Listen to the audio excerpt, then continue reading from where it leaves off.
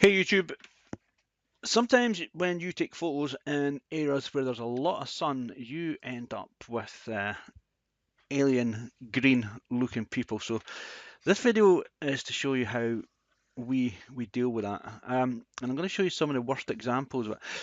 The lighting here was sunny and cloudy. So there was sun, there was cloud, and we got a lot of dappled light. Um, so avoid the dappled light.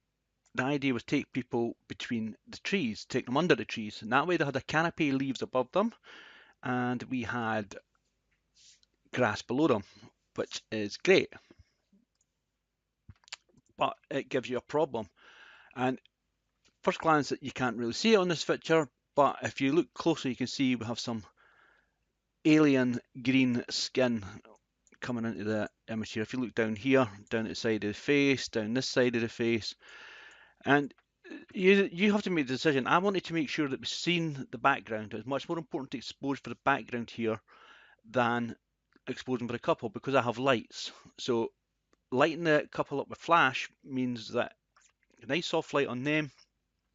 They're under the tree, no dapple light falling on them, but the payoff or sorry the cost of that is this kind of green hue that's affecting some of the skin. So this is how we fix it in Photoshop. There's many ways in Photoshop to do lots of things. So you can see I've done no settings to this at all. So we're just going to take this into Photoshop first.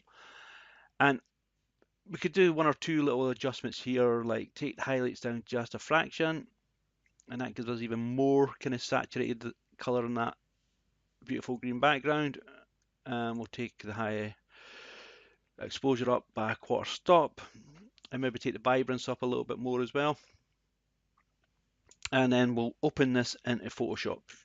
Sometimes I don't bother doing the changes in Camera Raw until I've came in here. And realistically, all I'm going to do once we're in here is copy that layer. And you can either go up here to the layer menu and it's duplicate layer, or there is a keyboard shortcut that's much quicker. It's Control and J. And then we go back up to the filter menu and we go filter, camera raw filter. So we're back in here and I'm going to make this image a little bit bigger and we'll concentrate on an area where I can visibly, with my naked eye, see the green. Now, you can try mucking about with the auto settings on the white balance. It'll give you a good starting point. And it did take away a lot of the green, but I can still see green here. And there is still some in this area. And we can definitely see some here and here. We've got a little thread that we need to fix there.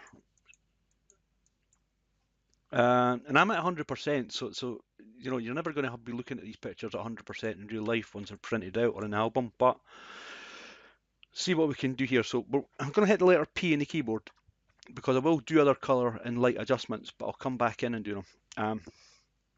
And the first thing I'm going to do is get this slider here, the tint slider. We're just going to move it from green along to magenta. And that's going to do a decent job. Don't overdo it, just make it, you still want to be able to see normal colors around things like the ears and stuff, but still quite a lot here. To move this about, I'm holding the space bar and left clicking and I can move the image about as I want. So let's just say plus 20 because I think that's not having any effect on the normal tones of the skin. Then we come up to the hue, saturation, and luminance. And if we go into hue first, you might be tempted just to pull the greens right back, and that's having absolutely no effect because all that's doing is pulling the greens from green to yellow. More purchase, I think, on the yellows, and we're going to pull the yellows to orange because it's a reflection of the grass or the trees or whatever, but it's not green. It's pretty much nearer to yellow now. So if we do that, nope, just put the wrong one. Do the yellow slider, sorry. I'll pull that, and you can see that's done a not bad job. It's got the majority of out. Now what it's done to the background and to this lady's hair is turned them in a kind of odd colour, but that's okay, we're going to fix that. There's still a little bit green in here, saturation, so we'll come into saturation layer And we'll come into yellows and we'll see if we'll pull some of that out, but have any effect. And green, nope. And that takes some out, the oranges. Okay, so again, if we go back out, the picture looks really odd colours now, but we're not trying to affect the whole image, we're just trying to affect the areas that the green is affecting. So I think that's probably as much as I'm going to do here. I'm going to come back to the white balance. I'm just going to pull the colour down a little, and we'll whack this up a little as well. And maybe just take the whites down just a fraction. So that's fine. Click OK. And it did quite a lot of change to most of the image. And we're going to keep most of the image. We're just going to hide it all behind a mask. And this icon here is a mask icon. So if you hold the Alt key down, then left click on the mask icon, it'll put a mask on and fill it with black, hiding everything you've done. And now we're just going to get a brush and we're just going to selectively paint the areas that are the worst affected. I'm not too worried about our hair. That's fine. It's not so critical that we have our hair, but definitely this area down here and down here. So B on the keyboard will get your brush selected, or you can come up here and select it from here. Make your brush smaller. You can either right click and drag the size of your brush down, or if you hold the Control and Alt key down on your keyboard, you'll see this. And then if you right click there, you'll be able to drag left or right to make the brush bigger or smaller. And if you drag up and down, you can change the hardness of the brush. So we want a smaller brush, but fairly soft, small brush, which is probably 100% soft now. It's 100% softness now. And I just resize this as I need it. So we're now going right up to this part of his head, and we'll start at the worst parts here. So we can see just this little area here. We're just going to paint some white into that. Oh, I've doubled the layer, so Control Z. For some reason I've hit a duplicated layer, so cancel that. We're just going to paint onto this area of the mask here. And don't worry if it's too much to begin with. We'll come back in and we'll fix any areas that we overdo it. Got a little bit creeping in here. And one of the things we're not trying to do is affect his natural skin color, but I'm pretty sure he's not green most of the time. And I've got the flow of my brush set at 10%. The mode is normal, and likewise mode's normal down here. I just paint away the worst affected areas. And because we're doing it in such small amounts, it shouldn't really have much effect on the overall appearance of the picture.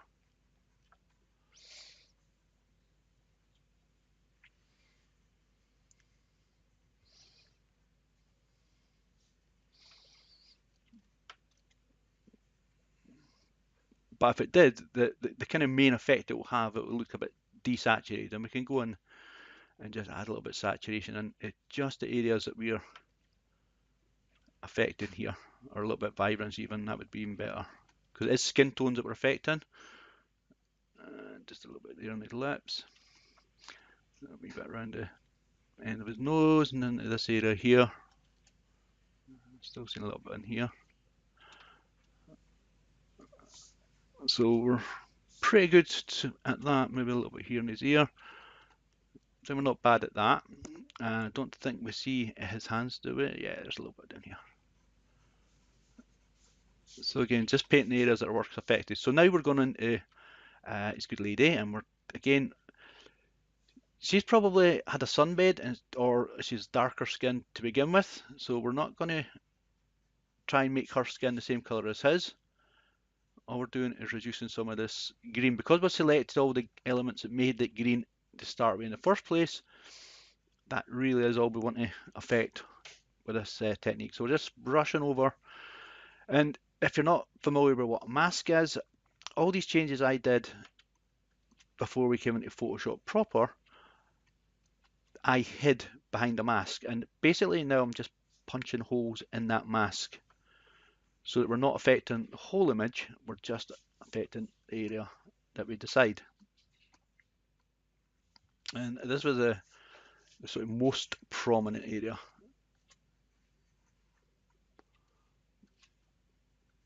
And I'll not dwell too long at this height. Sometimes it's better to take your image out a little and you can see exactly what you've done. So I think if you look at him first, you can see we've taken a lot of green out of there. And we'll have a look and see if we have saturated his colour somewhat. And we've took a lot of green from her as well. If you think you've overdone it, I think that's fine actually, but you could hold the control key down and click on here, and you can see it very small selected areas, and we could, if wanted, be going to the color balance, and we could put a little bit color back into here, not so much yellow, maybe just a little bit blue, but then just a little bit red if we wanted to. Take that up nice and big so we can see it again. So where there was green under here, we've now added on this little bit redness, and that's only affecting the area that we had down here. And because this mask, I can just hold the Alt key down, copy this mask down, and that's the color adjustments there. You can see the pink's now back in there. That's maybe too much. Let's tone that down a bit. And that's the beauty of doing everything on layers. You can add to a layer, take away from a layer, make a layer strong. And likewise, we maybe want to tone down some of this layer, although I think actually that's pretty much, I think I've seen a wee bit more here that I want to get rid of just around this sort of cheek area. Better.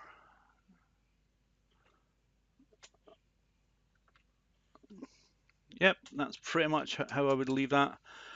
So there you go. And if I'm just going to group these two so you can see the overall impact of what we've just did there. And we've took that green hue away. And again, if we wanted to now go back into camera raw, we can do Control Alt Shift and E.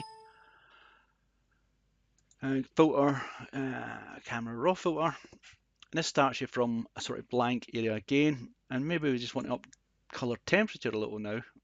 We'll say all over the color temperature. Oh, too cold. Go ahead, shot, and we'll maybe just add a fraction more color in, fraction more vibrant, so it'll reflect everything. And I think that's pretty much all I would do with that. Happy with that. Maybe we'd crop it slightly, or sometimes we come into post and maybe fill these areas up here, which is quite easy in a tree. You just S for the clone stamp tool, and that just means that you're not going to have your eye look up at this. So we've got a clone stamp tool selected here. Pressing S on your keyboard will also select it. And I'm just going to take something here that's got a little bit of a shape to it, and we're just going to paint into here. And we'll fill that in quite nicely. And maybe just take from this branch here. We'll branch out a little bit into this area here. You see what I did there? So that's that now, a nice area that's just filled with, just keep going up to here, that's fine. And because it's in the background, it's quite blurred and indistinct as well. So there you go, that's how you get rid of the alien green in your subjects at a wedding. Thanks for watching. If you like these videos, please give a like, a thumbs up, and subscribe. If you happen to have came onto this page by accident, hopefully these things help you. I'm going to do a bit more Photoshop. We're coming into the winter. Not so many weddings left this year, only another couple to do. I've got a couple other photo assignments to do, but I'm going to be doing a bit more Photoshopping. got lots of little projects that I want to put out there. And if any of you use Nero software, Nero video editing software, I've got a whole series I'm going to be doing on Nero video software. If you wanted to learn how to do 4K video editing without using the likes of a monthly subscription software, which the monthly subscriptions are probably the best software you can buy, but Nero is a standalone piece of software. You can buy it for under £50 in the UK. I got my latest copy for under £40. So a standalone copy doesn't update. You can use it forevermore. You can certainly edit 1080, 1920 by 1080 HD, and you can edit 4K, no issues. So that's coming in the future. As I say, if you like it, please share. So, so please give a like, give a share. It helps the channel to grow. If you have any things you would like to see done in Photoshop, by all means, pop it in the comments below this video and I will do a video. I will put my email address in the text in this. I'm happy to do photo edits for people, as long as people know that I will be editing them and putting them out on YouTube. I'm quite happy to do that, including black and white to colour, photo repair, etc. etc. So thanks for watching.